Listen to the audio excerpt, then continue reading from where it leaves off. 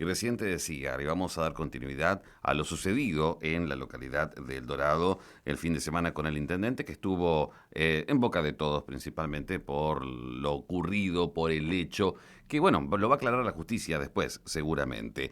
Pero vamos a hablar ahora del operativo. ¿Qué pasó en este operativo donde intervinieron efectivos, bueno, en este caso eran integrantes del servicio penitenciario? Vamos a hablar de la actuación de estas personas y la viralización rápida de un video que fue justamente filmado por ellos. Lo tenemos al doctor Eduardo Paredes, abogado penalista. Doctor, ¿cómo le va? Buenas tardes. ¿Qué tal, Marcelo? ¿Cómo estás? Buenas tardes. Bien, bien. Habrá visto seguramente, todos han visto este video, sobre la actuación o cómo actuaron los integrantes de este servicio penitenciario. ¿Hay una violación de la intimidad? Bueno, ahí hay una violación de todo. En primer lugar, es necesario Ujú.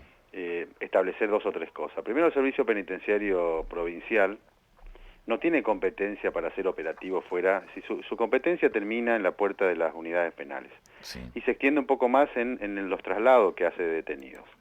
Hasta ahí llega, ellos no pueden hacer operativos ni ninguna de ese tipo de cosas. Si alguien se escapa, como puede ser que, qué sé yo, en un traslado, Ujú. se escape un detenido, tienen las facultades que puede tener cualquier persona en persecución de una persona que se ha escapado. Eso está previsto en la ley, en el contexto ese de perseguir a alguien, Ujú. en el momento de escaparse o si entra a una casa y ve que está entrando ahí en una casa. En lo demás, no pueden parar, ponerse a parar en una ruta, controlar si alguien lleva a una persona que se ha escapado. Y la situación, inclusive no solamente para el servicio penitenciario, sino aún para la Fuerza de Seguridad en general, es que el único motivo por el cual se puede requisar un automóvil Ujú. es porque haya sospecha fundada de que ahí se está cometiendo un delito Sí. y además no se pueda pedir una orden de requisa porque haya urgencia. Estos dos extremos son fundamentales. Argentina, el 1 de septiembre del año pasado, fue condenada a la Argentina Ujú. en un caso por la Corte Interamericana que se llama Fernández-Tumbeiro, por un hecho del año 98, en que la policía de la provincia de Buenos Aires detiene un auto y le piden el documento, terminan requisando el auto y encuentran droga, porque por los límites de la privacidad y por los límites de la detención. Si las fuerzas de seguridad no tienen habilitado el revisar autos porque se les ocurre, salvo los límites de que se esté cometiendo un delito, haya presunción muy fuerte y no Ujú. se pueda pedir la requisa judicial, porque un juez no puede parar y abrir un auto. Menos aún en este caso, que supuestamente había escapado una persona que se había escapado ahí, parar un auto, hacerlos bajar, Sí. gritarlo, esto es abuso de autoridad, es un delito. Y lo que debió haber hecho el Poder Judicial es actuar un requerimiento de oficio. Lo que ocurre es que en ese fallo, que es Fernández Prieto, perdón, y Tumbeiro versus Argentina, Ujú. la Comisión Interamericana ya recomendó a la Argentina que haga una especie de docencia interna en la Fuerza de Seguridad en el modo en que se debe efectuar las requisas. Por ejemplo, es usual que Gendarmería Nacional haga requisas o pare autos, pida documentos Sí. y pida abrir los baúles. Eso está al límite de la legalidad. Lo que pasa es que a nivel federal, en una reforma que hubo al Código Procesal Federal en el año 2000, y es una larga discusión judicial, se permite la revisión cuando hay una revisión general, Ujú. y es lo que no se sabe bien en claro, aunque con este fallo quedaría en claro. Suponete que estás pasando y están revisando a todos los autos, cuando no hay una excepción. En algunos decían que en esos casos ellos tienen permitido una revisión, una requisa interna, Ujú. sin que haya un motivo previo para revisar. El único lugar, bueno, eso quedó en claro con la condena que tuvo Argentina el año pasado, que no debe ser así, solamente en los casos en que haya una sospecha fundada, es decir, que hayan datos concretos, que se está transportando, por ejemplo, drogas. ¿Qué Ujú. sería un caso concreto? Que los perros antidrogas se pongan nerviosos, sería un caso donde hay un dato concreto, y no haya las posibilidades de pedir una orden judicial. Sí. Porque imagínate que un juez no puede salir a parar autos en la calle y abrirlos. En ese contexto de sospecha fundada muy fundada y urgencia, pueden actuar con testigos que no sean de la fuerza. Siempre se pide eso para garantías. Pero estamos hablando en este caso de una fuerza federal Bueno, que tiene más... eso en una Ajá. fuerza federal. Las policías también pueden hacer eso, la policía provincial, cuando en un control de rutas hay un motivo que tiene que estar claramente especificado de que se está cometiendo un delito. Ujú. Y no hay posibilidad de pedir una orden judicial. Lo que sí pueden pedir los papeles de los autos perfectamente, ahí sí, si el auto tiene un problema podría ser secuestrado, si tiene está con pedido de secuestro por robo, obviamente. Ahora, el servicio penitenciario, su competencia termina en la puerta de las unidades penales. Ujú. Pueden salir afuera si ven que se está escapando, como podría salir cualquiera a perseguir a una persona. En este caso, lo que podrían haber hecho es acercarse, pedir disculpas y iluminar adentro si no había no estaba el que se ha fugado, Ujú. que por otra parte es medio tonto que si se fugó esté a la noche dando vueltas por ahí. Lo que hicieron hacer, bajar a las personas, tocarlas si tenían o no alcohol, eso no es un tema de su competencia. Ujú. Si estaba con una o dos personas, eso es abuso de autoridad. Ahí hubo casos, injurias, hubo de todo tipo de improperios, y Sí. hay que tener una cosa presente. Hoy le decía a una colega tuya, ¿no? Ujú. En la década del 60, para los que les gusta el cine, había un gran director sueco que era Ingmar Bergman. Una vez escribió un artículo sobre eso en la primera edición. Había una película, filmó una película que se llamaba El huevo de la serpiente.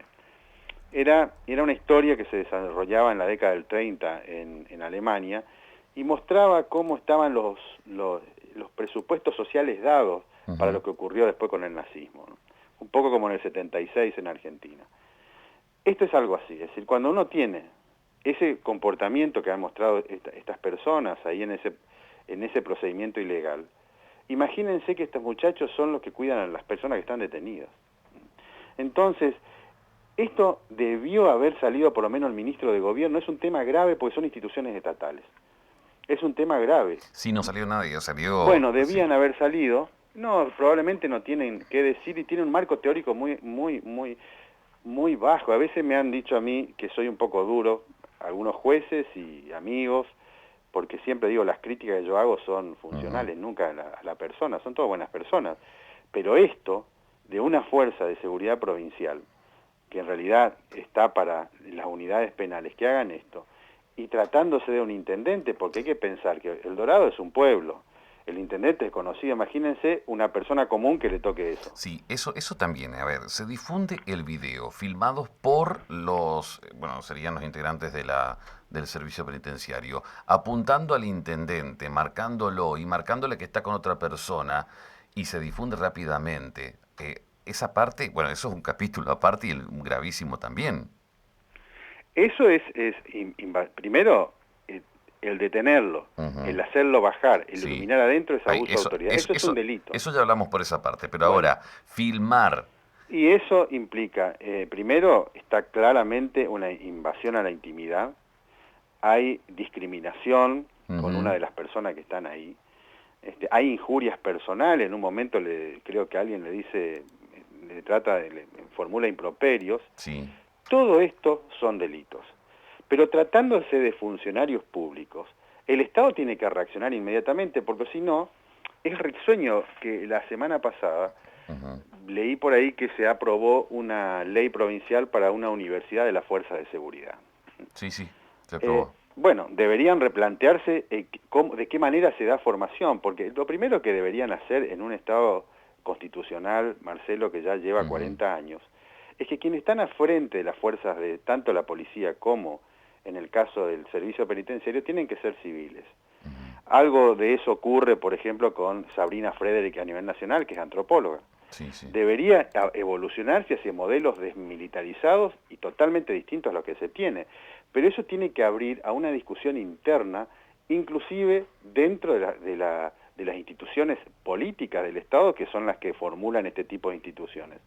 Lo raro, lo grave en esta provincia es que no hay crítica de nada en lo institucional, más que formulación de leyes hechas casi sin pensar, y tienen que ver que esto no es una crítica, es decir, más allá de lo que pueda criticarse no en lo personal del intendente, es una cuestión privada y personal, pero lo grave es el modo de actuar de personas que integran el servicio penitenciario, que actúan con abuso de autoridad fuera de su competencia, y ni siquiera registran que están actuando ilegalmente, porque creen que están actuando legalmente.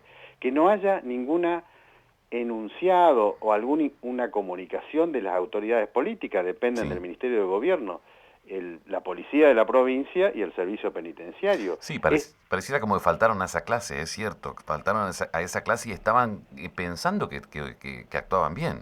A ver, hace poco tiempo en una charla que tuvimos también había una colega tuya, estaba Roxana Rivas y demás, con Raúl Zaffaroni. Sí, sí. Alguna vez él escribió un libro que yo lo comenté ahí en el año 94, en la época de la Convención Constituyente, sobre modelos judiciales. Y él me dijo ahí a todos los que estábamos que él ya no, que ese libro no lo volvería a escribir, y él decía, yo creo que las instituciones que están muy vinculados a la sociedad donde se crean, porque en definitiva, dicen, tanto los jueces como los policías, surgen del... En este caso concreto, creo que estos muchachos que actuaron así, que ni saben, ni tienen idea de que estaban actuando, que era ilegal, que estaban cometiendo un delito. Tampoco si las instituciones, los que están al frente, no lo dicen claramente hacia afuera. Y tampoco la clase política, nadie ha criticado esto en plena campaña. Es decir, que es todo como un estado de cotillón, donde no hay una discusión interna de que este tipo de práctica y este tipo de modelos institucionales a 40 años tienen que ser cambiados, tienen que avanzarse, pero es una discusión que trasciende simplemente, obviamente, la gente que está en las instituciones, que internamente no pueden cambiar, porque ni siquiera tienen el marco teórico para hacerlo. Tiene que haber una discusión hacia afuera, desde afuera de la clase política y también social. Yo he visto que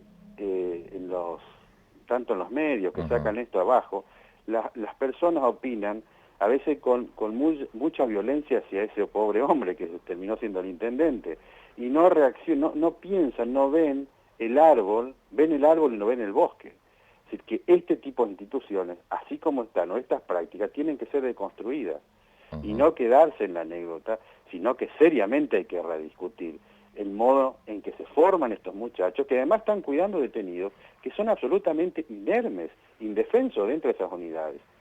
Entonces, creo que hay que abrir una discusión, Marcelo, que va mucho más allá del caso, que es una anécdota. Mira, hay una discusión social también fuera de lo legal, también importante, hay una persona también indefensa que fue atacada, aparte, todo el tiempo fue atacada, pero bueno, es también parte de esto que creo que hay que analizar. Lo que te decía Zaffaroni, es decir, las instituciones son hijas de la sociedad donde está, y te decía el huevo de la serpiente.